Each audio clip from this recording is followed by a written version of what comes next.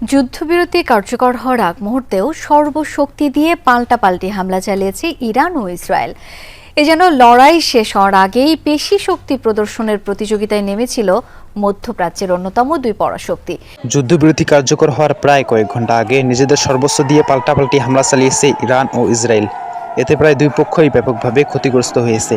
স্থানীয় সময় মঙ্গলবার ইরানের উত্তর পশ্চিম অঞ্চলে বিমান হামলা চালায় ইসরায়েল। এতে কমপক্ষে 9 জন নিহত হয়েছে এবং আহত হয়েছে প্রায় বেশ কয়েকজন। ইরানের সংবাদদাতা তাসনিম নিউজ এজেন্সি জানিয়েছে, গিলান প্রদেশে ইসরায়েলি বিমান হামলায় অন্তত 33 জন আহত হয়েছে এবং 4টি আবাসিক ইউনিট ধ্বংস হয়ে গেছে, যার মধ্যে 16 জন নারী ও শিশু ছিলেন।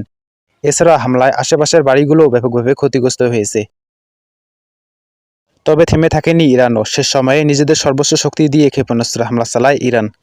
মঙ্গলবার ভোরে ইরানি হামলায় ইসরায়েলের দক্ষিণাঞ্চলে অন্তত 4 জন নিহত হয়েছেন এবং আহত হয়েছে প্রায় 22 জনের মতো। হামলায় বেশ কয়েকটি ভবন ক্ষতিগ্রস্ত হয়েছে।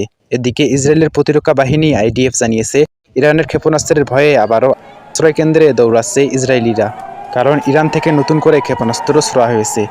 দুই পক্ষের এরকম পাল্টাপাল্টি হামলায় ক্ষতিগ্রস্ত হচ্ছে দুই দেশের সাধারণ জনগণ।